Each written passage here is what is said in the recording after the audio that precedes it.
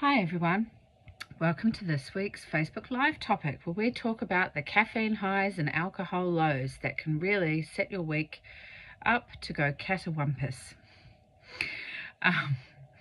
Welcome. So for those of you that don't know, here at the Lucy Rose Clinic we help women navigate thyroid health, hormones and energy with real life strategies rooted in both evidence and experience.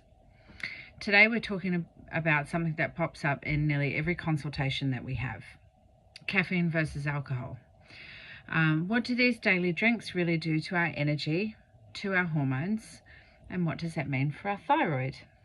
So, if you've ever said, I can't get going without my coffee, or I need a wine just to unwind, then this is for you. Alright, so let's start with caffeine, right? Start of the day, that morning coffee. Maybe two. Some of you I know, maybe more, can feel like life support, can't it? And while there's nothing inherently wrong with caffeine, especially in moderation, this is what you should know. So caffeine stimulates the adrenal glands.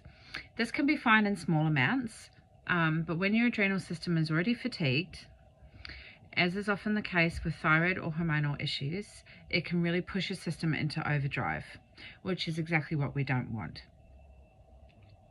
Cortisol and blood sugar. So caffeine increases cortisol, our stress hormone, which then affects our blood sugar regulation. So, that morning latte could actually be setting off a cycle of afternoon sugar cravings, crashes, and irritability later in the day. Sleep disruption. So even if you have coffee in the morning, it can linger in your system for up to 8 hours. I know it doesn't feel like that. That's why you need that 10 a.m. coffee too, right? So if you're waking at 2 to 3 a.m., which many of our clients say they do, caffeine could be playing a hidden role. And thyroid impact. So for those on thyroid medication like thyroxine, caffeine can interfere with its absorption. So if you're taking thyroid medication with coffee, it might be reducing its effectiveness. You want to leave at least 30 to 60 minutes between them. So what to do instead? Have your coffee mid-morning, after breakfast, never on an empty stomach. Anyone who's ever had a consult with me, or in fact probably any of us, will tell you the same. No coffee on an empty. And swap out some coffee for something else, like a green tea, a red bush tea, a black tea, or even a nice nourishing herbal drink like dandelion root tea. Very good for the digestive system and a nice savoury taste. All right, so let's talk about the alcohol low. So this is usually the 5 p.m. to 10 p.m. Let's talk about it. As we always say, the liver always knows. And when it comes to thyroid and hormone health, your liver is working hard, really hard, and alcohol can add an extra load. So the blood sugar roller coaster is the first one. Like caffeine, alcohol can tank your blood sugar and leave you tired, moody, and craving carbs the next day. We've all been there. Estrogen dominance. So alcohol impairs liver detoxification. That means excess estrogen isn't cleared efficiently, which can contribute to heavy periods, PMS, breast tenderness, and even thyroid hormone conversion problems. And sleep. Look, I know it feels like the thing that's going to help you relax after a long day, but actually alcohol fragments your sleep, particularly your REM.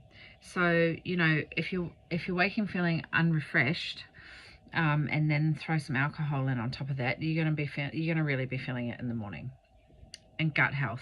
Alcohol feeds candida, disrupts your gut microbiome, both of which we know affect hormone balance and even thyroid function. Hey, if it's hormone related, it's thyroid related. Let's be real. So, healthier approaches. Have alcohol with food, not on an empty stomach. Try mocktail options during the week. Those alcohol-free choices are getting better. And practice 3 to 4 alcohol-free days per week to give your liver some breathing space. Everything in moderation, including moderation, eh? All right, so what to watch for? So when we work with women on their thyroid, fatigue, their hormone systems, their adrenal symptoms, caffeine and alcohol are generally not the cause, but they're nearly always amplifying the problem in some way. So red flags to look for: needing caffeine to function, feeling more tired the day after drinking, even if you haven't had much, sleep disruption, especially between 2 and 4 a.m., mood swings, anxiety, headaches, heart palpitations after wine or coffee. These are signs that your nervous system, your liver, and your blood sugar regulation may need more support. All right, so what does that mean? So the takeaway here is not to eliminate coffee or alcohol completely, unless that feels right for you. It's to help you better understand what might be going on behind the scenes. Supporting your thyroid, supporting all your hormone pathways, improving your energy isn't just about taking heaps of supplements. It's also about gently reducing what may be working against you.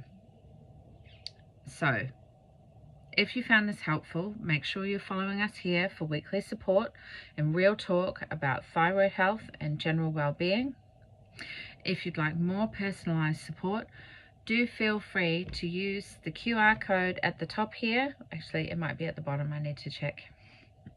Scan that QR code and book in with a Lucy Rose consultant to give you good, honest advice about what your next steps can be. We're here to help. Until next time, people, have a lovely week. Look after yourself, drink plenty of water, make good choices, and I will see you next week.